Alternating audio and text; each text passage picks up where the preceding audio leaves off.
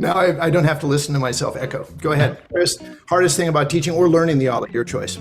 Echo, just teasing. I think the hardest thing about learning the Ollie is probably the fear that people experience regarding landing poorly, right?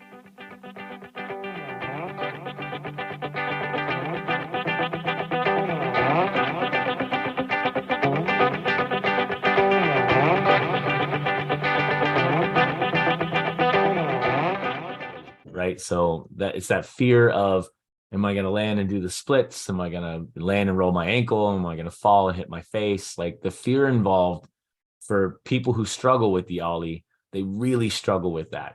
And those who don't tend to have just they're more of the doer type, and most people would call them fearless. They just have a high IQ regarding their physical awareness. People with a high physical awareness just learn really fast and they figure it out on their own. If you're struggling with the Ollie, it's largely because the parts and pieces don't make sense and you have a resistance to trying, things because you have some fear. And it's okay. It's like, Right. It's not like you're terrified. It's not like fear of everything, right? So, and from your first response is fear. It's an emotional thing. So, Raymond, you get the technical answer. What's the hardest technical thing about learning an Ollie? The hardest technical thing about learning an Ollie. Well, first, I want to piggyback a little bit on what he was saying about that body awareness. And it's something that you build up with getting comfortable on a skateboard. And I would say that the hardest thing about learning an Ollie is actually just being comfortable on a board first. A lot of skateboarders think that the Ollie is a basic trick, but it's anything but a basic trick. It's a foundational trick upon which you can build a whole plethora of other tricks that opens the door to skateboarding. So if when I'm teaching the Ollie, if there's someone first day that wants to learn how to Ollie, they got to take a step back, get comfortable on the board, learn how to tic-tac, things like that. So bodily awareness and comfort and that IQ comes from just a little bit of earlier work in the Ollie. That's the hardest part. Sounds to me like what you're saying is the hardest thing is people want to learn it too early. They rush. Yeah, it took over a decade to even invent the Ollie after skateboarding was invented. Yes, well said. That didn't come quickly. It was mind-blowing physics when it happened. People didn't believe it. It's like watching Michael Jackson do the moonwalk for the first time. Like you're like, what just happened right here? And it's something where it doesn't totally make sense, but as you break it down, you can start to see the parts and pieces and own those. But to Raymond's point, we talk a lot about in coaching, like different kinds of fun, right? We talk about this easy fun and this hard fun, two specific ones. Ollie is not easy fun. Easy fun. Chris, can you back up a little bit there? Easy and hard fun. Easy fun is something you can do without any skill, right? So, maybe sitting down on your skateboard and rolling around could be considered relatively easy fun. And, we sort of frown on people doing that, especially at skate parks, but it happens. But standing on a skateboard, that's hard fun. Developing comfort on a skateboard is hard fun. Carrying your skateboard, like how people always mall grab their skateboard, that's easy fun. You see kids doing that around the mall all the time. It makes them maybe feel like they're a skater, but it's, that's easy. Hard is learning something that requires a lot of work, a lot of practice. You have to learn skills. You have to get feel. You have to memorize things. Your body and mind have to start to connect to a point where you can be lost in the activity that you're doing. You find this flow state, so to speak. And when you start to achieve that kind of understanding, awareness, and feel, then something like an Ollie is attainable. Before that, there are cheats. You can cheat your way into the Ollie. There are tools like the skater trainers, which are really cool little rubber baskets that go over your wheels to stop your wheels from rolling. Those are helpful. That makes the Ollie a little bit easier to try. There are tools like soft trucks that makes the Ollie easier to try. One of my favorite things is just for learning tricks like this is I have a skateboard set up with tramp trucks, which are little rubber molded things that go on the base of the skateboard, so I can bounce on my trampoline and get a feel for all these things. There are ways to kind of get around a lack of skill and confidence and awareness, right? But the reality is that if you want to Ollie, you're going to have to develop enough confidence to lose that fear. And it turns into easy fun. That's It the thing does, with yes. doing hard things. You approach it in a systematic, step-by-step, calculated way that like you're getting onto a skateboard, you're not dropping in right away, or else the barrier to learning is too great. Our monkey minds aren't going to be able to handle failing at such high levels. We need to get on a skateboard, figure out how to push the tail down a little bit by doing tic-tacs or tail taps. And then you have all of these wins and you build up that confidence, and then you can get to the Ollie. And like right now, like I could Ollie all day, but I've been doing it for 20 years. So it's very much easy fun for me. Yeah. So it's just, it becomes easy fun with just a little bit of practice, or a lot of practice, depending. Raymond just set up a challenge though. He said he could Ollie all day. I think we're going to have to take him up on this offer to Ollie all day and film it. Yeah, I'd be like one I've of those watched the Mr. Beast challenges of challenges. people doing the consecutive kickflip challenges. And first, I can't do a kickflip. So I'm just amazed that somebody can do one kickflip, much less hundreds and hundreds of them in a row. And there's a lot of people who can do that. But the fact that they can physically do hundreds of kickflip ollies is an astounding just accomplishment of athleticism from teenagers who were supposedly unfit and can't focus. Right. Right. Well, it's all a matter of passion, right? So, or focus and intention. And once people kind of find it and you want to solve that problem, this is the cool thing about the Ollie. The Ollie is sort of a mystery for everybody. And when you achieve it, it's your own version of the Ollie. And it's like when people start to synthesize things on their own, it's as if they invented it. I mean, imagine being, I'm not going to argue who invented the Ollie, but imagine being who, Rodney Mullen in the moment when he took the Ollie to the street, right? And he's out there and just cracks that thing off, probably in that little 10 by 10 piece of concrete in his house, his parents' house in Florida or whatever. And he figures it out. And the first one happens. Like that moment is such an incredible moment for people in the learning process. That you never forget it. And it is yours, even though thousands of other people, hundreds of thousands, whatever, maybe millions of people have done Ollies before you. It's still your moment. And so your process to get to that moment is going to be different than anyone else's process. And that's okay.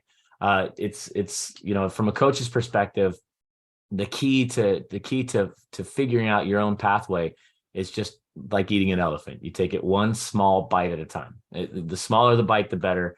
And you start to break things down into the simplest parts and pieces you possibly can. And you learn those pieces independently. And once that begins to happen, you start to put this pieces together. And Awesome. One of my favorite ways even to approach it is to start with landings. Figuring out how to land dynamically takes away the fear of landing the Ollie, which is probably the scariest part of doing the Ollie. It's like when you start an Ollie, the board might shoot out from underneath you. That's scary. If you get into the air, then what happens? It's like the landing becomes a scary thing. Learning how to land first is huge. Right. I've got a question for you then. I was teaching a group of basically 10-year-old girls during the pandemic. We were all sitting on the rubber playground near our house, and the girls, none of them could skateboard, and they're all standing around after 30 minutes in this class, and they looked at me and they said, "Coach Joe, we want to learn the Ollie." Of course they did. So what would you do in that situation? Raymond, I mean, what would you do? What would I do? Well, I've done this before. I had a bunch of 7-year-olds that were just there. I just had them for 15 minutes. It was a school day outing and we were doing groups. And, of course, first it's standing on the board and I'm teaching them. Just one of the most important things when you first get onto a skateboard is not having your toes hanging off the edges of the board. Right. People have their heels on the board. What's but wrong on a with that? skateboard, huh? What's wrong with that? Well, what I always do, and it always gets a lot of laughs. So if you're teaching the Ollie to someone, try to show them how unnimble you are on your heels by jumping around on your heels. It always gets a laugh, but it really drives home an important message. We don't do anything on our heels, especially not things that are nimble. So why do it on an unbalanced board that you've never done anything on? So you have to bring your toes onto the board and kind of get on your toes. Because if you can jump around on your toes I'm saying all day again, but for a reasonable amount of time. Well, Raymond, let me add something to that too. Just I'm going to use a terrible reference here, but I've got my little creature. Let's see if I can. You can't There see we it. go. There you go. All right. There you can kind of see the feet. So when someone stands with their heels on the skateboard here, right above my finger, they will lock their knees out and they'll bend at the hips like that. Mhm. And that little process takes the ankle out of play, right? And for us to be able to jump, if we want to jump, as Raymond said, we don't jump off our heels. We have to be on the toes, because once the toes come into play, the knees, the ankles can bend, and you can start to see that change where now the little creature guy, sorry for the blur, but now the little creature guy has bent knees and ankles. If we stand on our heels and the heels are close to the center of the board, which is where they'll inevitably be, they move towards the center. To maintain balance over that board, we're going to do things with our upper body, and we're going to straighten our legs out. If we stand with our ankles, with the balls of our feet, and you got to think of your foot as a tripod, right? On your foot, you've got, sort of like your hand, you've got sort of the heel, then you've got a little pad over here on your foot and a little pad over here. It's a tripod.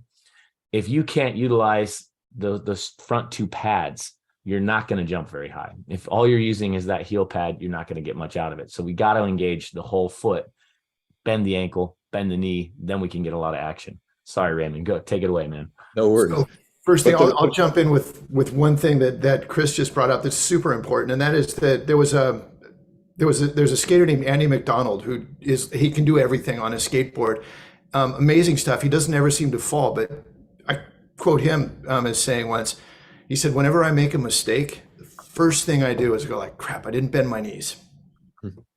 But Chris made a point too that you can't bend your knees without bending your ankles. Yeah, Yep. I always start with the ankles. I try to get people to go, don't quit saying bend your knees. Coaches, stop saying bend your knees all the time. Start Right. with bend your ankles. And if they can't bend their knees, it's probably because they're standing on the skateboard in a way that doesn't allow them to bend their ankles the way they need to allow for the knees to bend and maintain balance. Got it. Okay, Raymond, back to you. Yeah. No, those were beautiful points and really leads up to what I'm saying, because like the beginning was mentality and now it's how do you stand on a skateboard? Right. But also it's a little bit of keeping people engaged, especially if you're working with a younger audience. Like they can only do tic-tacs and turns and standing on a skateboard for so long until maybe they get a little bit bored and they want to jump straight to the ollie. And that's okay. Let them see where the finish line is so they know where they are in relation to the finish line, which is the ollie.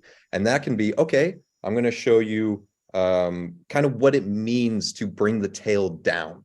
All right, that's going to be the second step if they really want to get into the ollie. What was the first step? The first step is learning how to be on your board right. Yeah. Right. So that's being on your toes. But it's also another very funny thing that, and it makes sense, is that people don't put their back foot far enough onto the tail. Can And you this bring is that another figure board up and show us what you mean? Yeah. So a lot of times people will just stand on the middle of the skateboard like this. Okay, their toes are on, they can bend their knees, we're good there. But their back foot, this one, is kind of like almost a little bit over the trucks, maybe it just right where that concave is starting to set in. Now, here's another actionable thing for people who are teaching people the ollie, is you can use a little bit of physics. If you bring your finger, and this is a tech deck, so it's very easy, but if you bring your finger to a real skateboard that's sitting on the ground, you can lift the nose of that skateboard super easily with just a pinky by just pressing down. And you show them that, and then you move it maybe an inch closer, and then it gets a little harder, then a little harder, and then a little harder until your finger is above the trucks, and then it's impossible. So essentially what you're showing them is that the farther you bring your foot back, the easier it's going to be to bring that nose up. And that is like another step, is being able to bring that tail down. Yeah. So first of all, you get on your toes, then you Not on your toes. Think more balls of your feet, right? You really want pressure on your, for example, when you stand to set up for your ollie, I love what Raymond's saying, spot on. But you have to get the front foot, you have contact across most of the foot. Your heel's probably off the skateboard a little bit, right? Because you're more aligned to the ball of the foot, but your whole foot's touching. You're not tiptoed out. Your back foot, however, will be a little more tiptoed out. That heel will be up off the back. So when you're thinking about it, it's like you are up on the pad of your foot on your back foot, but your front foot is a little more neutral. Your ankle, your foot is a little flatter to the board, even though you're dominant. You have dominant pressure over the balls of the feet there.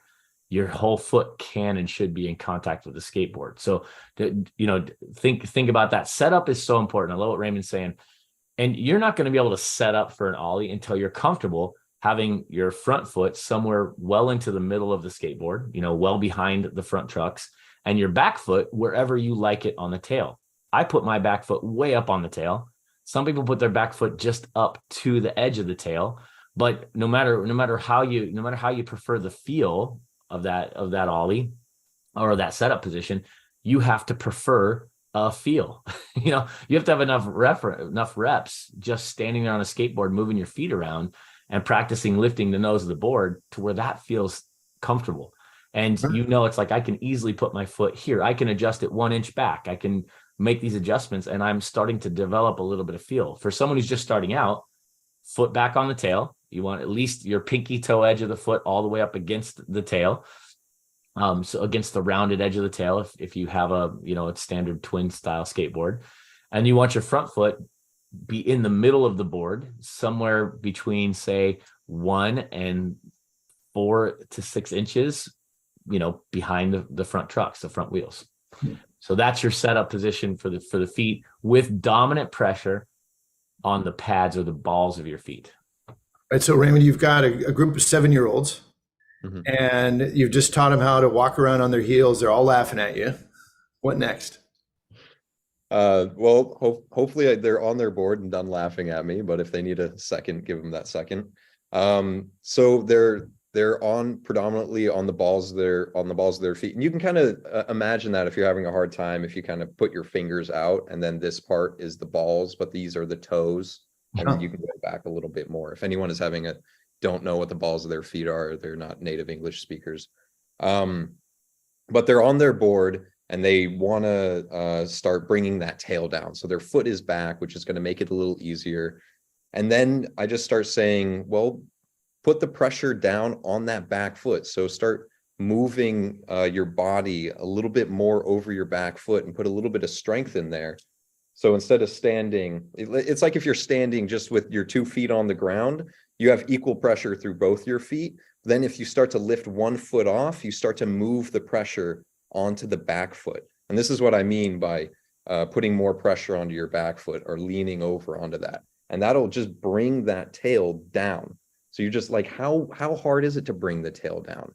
Let's get a feel for this. Can you bring it down lightly, or do you just slam it down? Because just slamming it down is definitely not going to be the way you want to go. So learning what it means to bring that tail down. And there's going to be kids they were really confident, and then they kind of start losing that confidence and maybe dropping off, and you'll see them kind of stopping this, and they'll revert back to, hey, I don't want to do this. Can you show me something else? And then you'll bring them aside and say, hey, let's start to learn tic-tacs just while you're going. And these are just kind of lifting up the front and going back and forth, maybe even while moving. And then you're learning to have a little bit of finesse in that back foot and what it means to put pressure there. So teaching the ollie to a lot of times beginning skateboarders, you're first getting them with a stance, and then you're getting them comfortable with that basic motion of the ollie where it's pivoting over the back wheels, right? And then control. And Chris is talking about comfort. So they're experimenting with stances, putting their feet all over the board and finding where they feel comfortable. Well, I'll tell you, I just did a lesson with a skateboarding for the blind event, and it was incredible. Skateboarding for the blind? Yeah. So skateboarding in the adaptive sense, meaning people with physical, cognitive, or any other type of disability might limit their performance, is incredible. Number one, if you've never been involved in it, I highly recommend you go out and volunteer your time. It's so special to see someone connect with something they never thought they could do.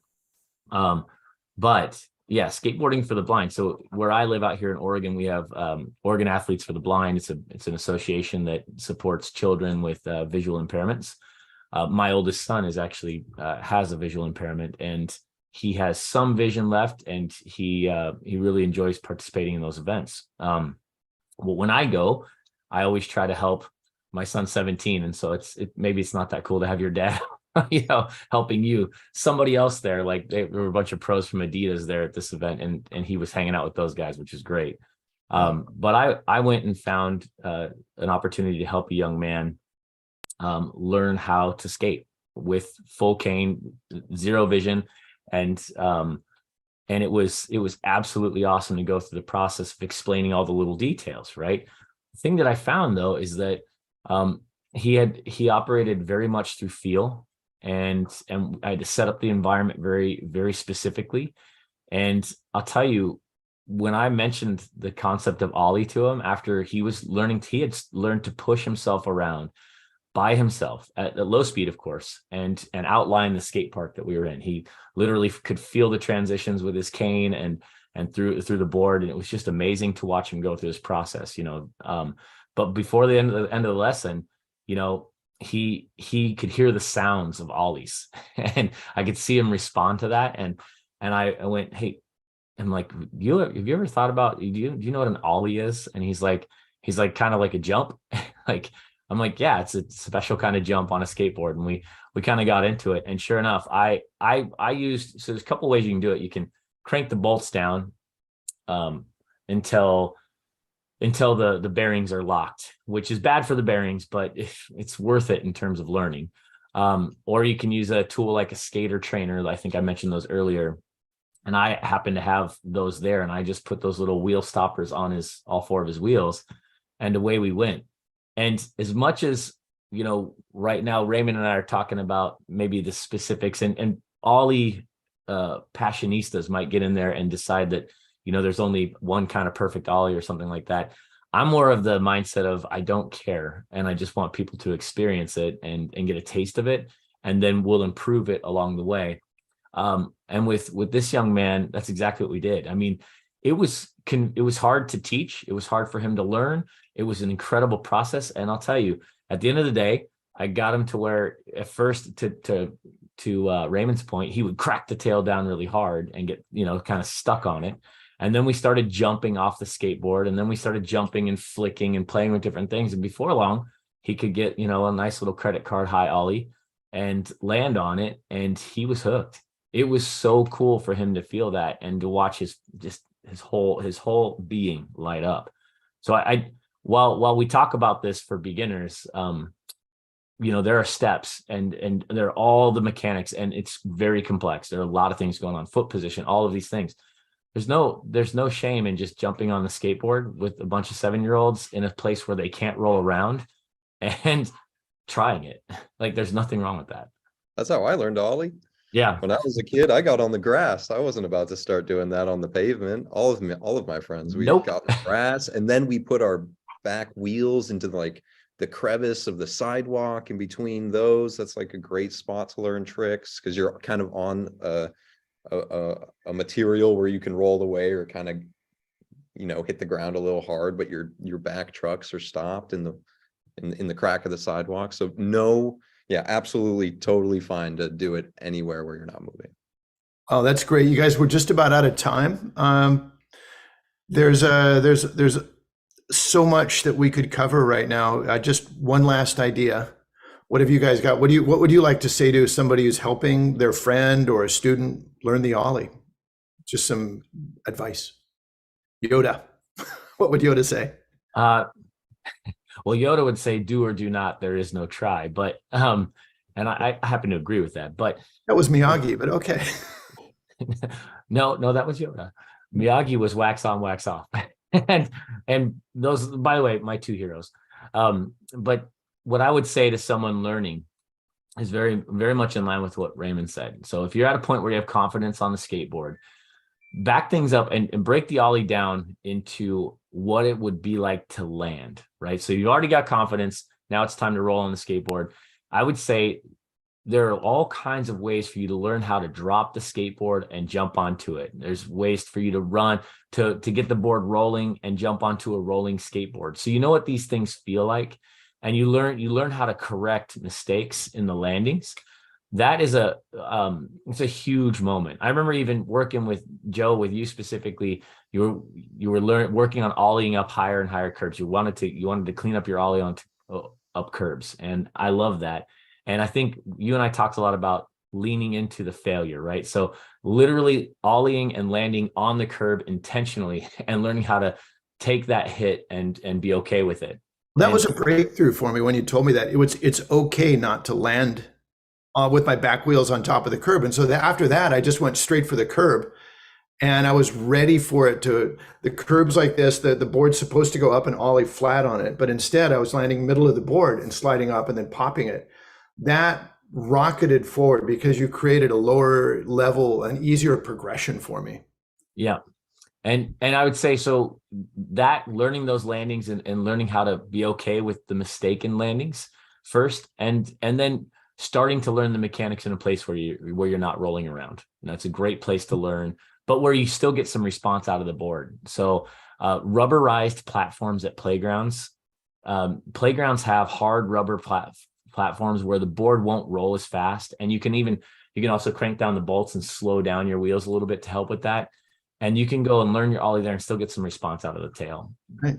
Those two things I think are huge. When you're ready to take it to concrete, learn how to land first. If you're just starting out, you want to try it in an area where you can't roll that much, or you have, a softer, slower area to pad your fall. Those are my two big. Before you go back to Raymond's quick trips, I'll just say something that I've seen working with the absolute beginners and kids of all ages, as well as adults, but I mainly work with kids, and that is that they like to put the skateboard on the ground, and 2-year-olds will run up and they'll jump onto the skateboard when it's on the grass. They'll just run up and jump on it. They think that's fun. They'll do it over and over and over. Yep. So I think the next time I'm going to try, when I have people like this, I'll say, all right, we're going to learn how to do the landing first, because if you're going to launch, you got to land, and just put the board flat on the ground and just have people practice jumping on it flat, not rolling, not running up, not doing anything where you throw it in the air or flip it or anything. And then gradually let them, and this is using, I think it's called the science of fun or the science of play, where say, okay, who can be the most creative way to land on your board? I love it. That's very creative thinking, Joe. You're a good skateboard coach, obviously. Thank you, Chris. Thanks for certifying me. One of the You're welcome. I've got, I'll tell you. Raymond, we've got just one more minute. What would you say to do? I forgot my question, if you remember it. Yeah, no, I got it in my head. Last remarks, essentially. I'm going to stay away from any technical tips, because we'll probably leave that for another episode. And I'm just going to stay on mentality, and the reason that people are learning how to ollie is that, and like a way to teach it is that we're teaching people the process of learning how to fail and learning how to fail safely, and then seeing progress in a slow time. And this sets people up, I don't care what age you are, to do great things in life, because anything that's worth doing is difficult, and anything that's difficult requires failure. And anytime you keep going, you will see success. It doesn't matter what you're doing. It does not matter at all. So just keep going at it. And remember, we're not doing this so we can ollie. We're doing this so we can have fun skating. It's not this finish line, because guess what? In skateboarding, here's a secret. There's no finish line. You're not going to reach the ollie and be like, that's it. It just, I think that's a good thing to close down. That's great to close down on, Raymond. Thank you. Why are we doing it? Because it's fun. Yep. Literally, he just defined hard fun. You just defined hard fun. Oh, thanks, Chris.